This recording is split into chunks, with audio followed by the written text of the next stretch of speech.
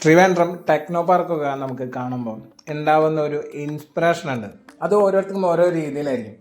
അത് ചിലർക്ക് അവിടെ വർക്ക് ചെയ്യാനായിട്ടായിരിക്കും, ചിലർക്ക് അവിടെ കമ്പനികൾ സ്റ്റാർട്ട് ചെയ്യാനായിട്ടായിരിക്കും, മറ്റു ചിലർക്ക് അതുപോലത്തെ ഡെവലപ്മെൻറ്റ്സ് മറ്റു പല സ്ഥലങ്ങളിലും കൊണ്ടുവരാനായിട്ടുള്ള രീതിയിലായിരിക്കും.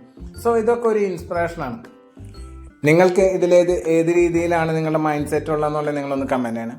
അതോടൊപ്പം തന്നെ ഇത്തരത്തിലുള്ള ഡെവലപ്മെൻറ്റ്സ് ആ ഏരിയയിൽ കൊണ്ടുവന്നിരിക്കുന്ന ഓപ്പർച്യൂണിറ്റീസ് അനേകമാണ്.